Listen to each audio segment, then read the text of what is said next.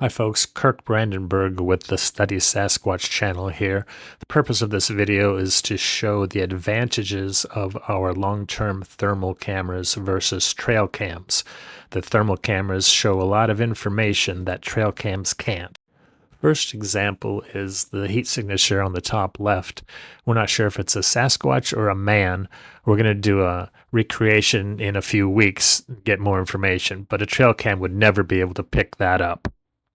Here's an example of a black-tailed deer that has an injury on its hind right side. It's scars that could be from a predator, but the injury is showing increased heat that's visible in thermal. This doe also on its left side has similar injuries. This doe shows its tarsal gland on its hind leg. We'll be able to see it here in a moment. It's a dark spot at the bend, and does, all deer, use the tarsal glands on the inside of their hind legs for scent communication. It's interesting that it is cooler than the rest of the body. This is an image of deer eating grass in the meadow, and the deer on the left, it's munching and leaves its slobber all over the grass. Here, this is a really cool scene of the grass blowing in the wind and the temperature changes. It's just kind of mesmerizing. You can see it thanks to thermal. Here's a video of a bird on the right side sitting on a branch, and it drops a turd and then dives down after it like, oh, I didn't mean to drop that. This bear is interesting. You can see in its mouth, it has grass sticking out of it. Bears in the spring will often eat grass to get their digestive systems moving. But why he's walking around with it hanging out, I don't know. But you can see the result. He messed with our camera and smeared it up by slobbering on it. And now he's leaving us a message with a nice urine pool telling us this is his area. This is a fun bear. It stuck its tongue out as it's walking away and lumbers along. I liked it. This is a bobcat with a fresh kill. You can tell it's fresh kill because it is the same bright heat color of the bobcat. Bobcats sometimes bury their prey, and you can tell this one was a fresh kill, probably a mountain beaver. This is an image of snow. Instead of white snowflakes falling, we get black snowflakes because they're cold, and it's white hot, black cold on our thermal video. This is a cool video of a bear. It walks up to a tree, the base of the tree, and it exhales. And you can see right there, its hot breath left a heat signature on the base of that tree. This is a American goshawk, and it has a mouse in its right talon that it's just captured there in the meadow. This deer is munching and then slobbers. He's a messy eater, I guess.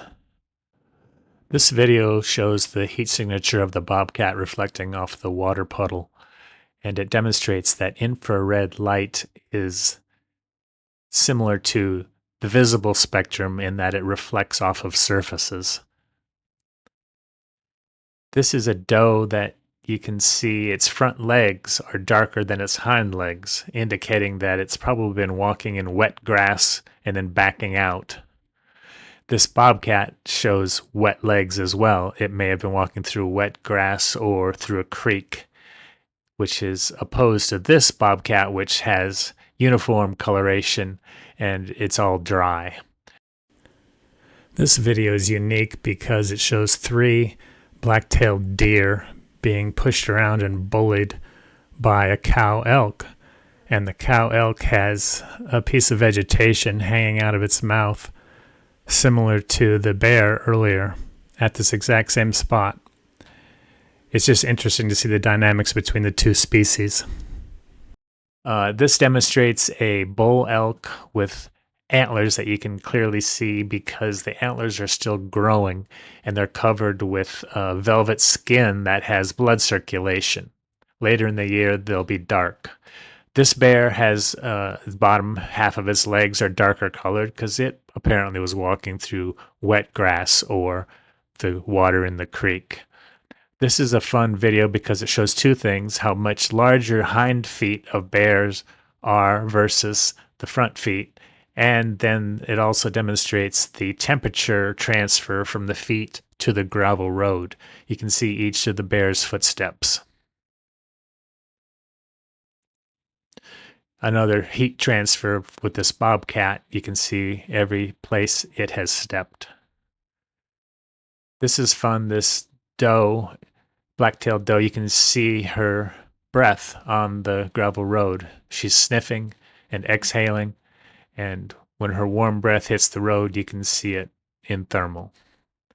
Another heat transfer of each step of a bobcat demonstrated here. This is fun. A coyote, you can see its white eyes that are hot and its cold tail, bushy hair on its tail doesn't transfer heat, and so it looks colder. Here's a flying squirrel on the left side. You can tell its tail is also fluffy and demonstrated colder. This is interesting. Two coyotes. The one on the right has cold feet. The one on the left has warm feet. Apparently the one on the right was walking in a shallow creek or something. Or the coyote on the right is having cold feet regarding their relationship.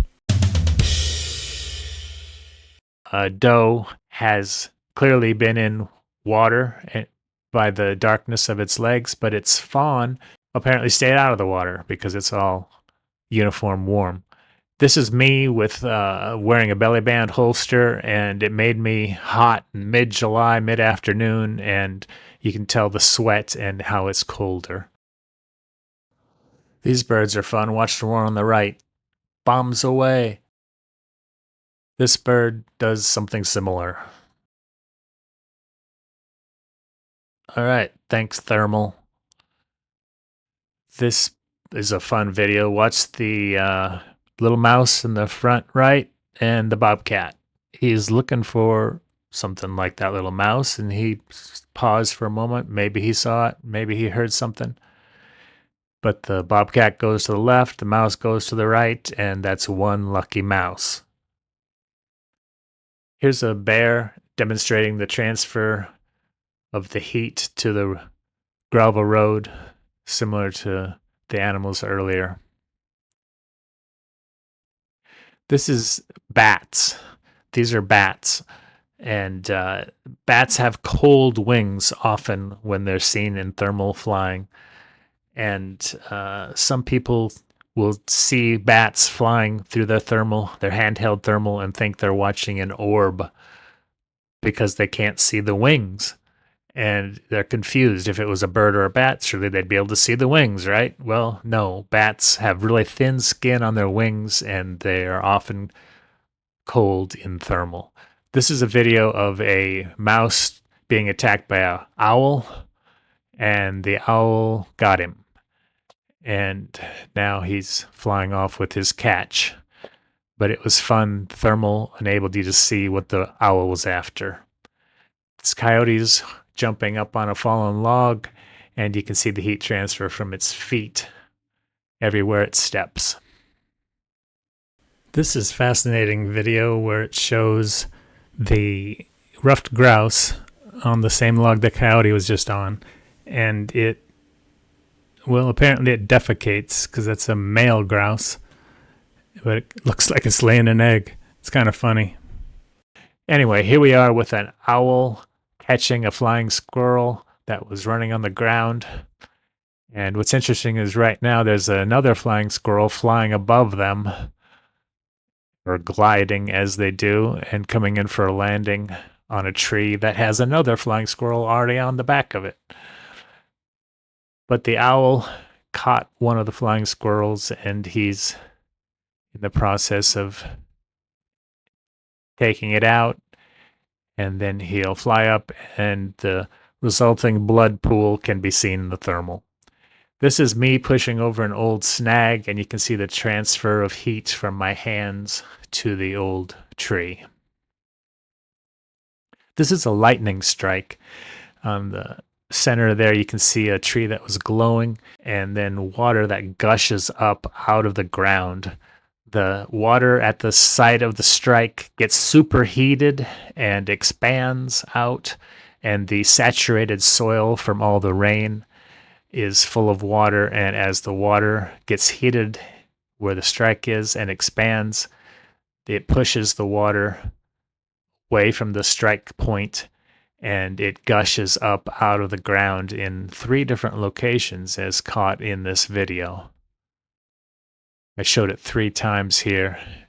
It's super slow-mo, so you can see the water gushing up out of the ground. It's fascinating capture, and trail cam would not have shown you that much detail. This is a fun video. It shows an elk in the fall. Now its antlers have finished growing, and they're no longer glowing, and because the blood flow is no longer going to the antlers, so they're dark now. And there's a little bit of heat on the bottom of the antlers from the elk's ears. And then the elk will step up, and he's going to claim his territory by marking it with a urine deposit.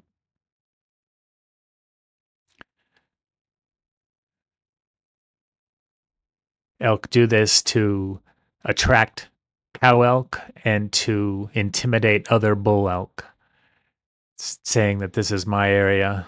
If you're a cow, come on and visit me. If you're a bull, stay away. But the antlers are amazing, but they don't glow in the fall because they're finished growing. This is a squirrel marking its territory on a fallen log with its urine, just like the elk did. And we saw the bear doing it earlier. This is interesting because this doe, the black-tailed doe, is walking in snow, but look at its feet. Its feet are still glowing warm. Its legs are still glowing warm because the deer body enables enough blood flow to circulate into its feet and legs. Even though it's walking through snow in very cold conditions, it is still giving off plenty of body heat to its feet and legs, hooves and legs. Now the doe is dropping poop pellets, which are hot and are melting the snow and sinking down into the snow. And lowers her tail, and she's done, and she'll go on and do her doe stuff. Well, that about wraps it up. Thank you, everyone, for watching. And thank you. Thank you. I appreciate it. Thank you for watching the Study Sasquatch channel and this video explaining the advantages of thermal versus normal trail cams. Thank you.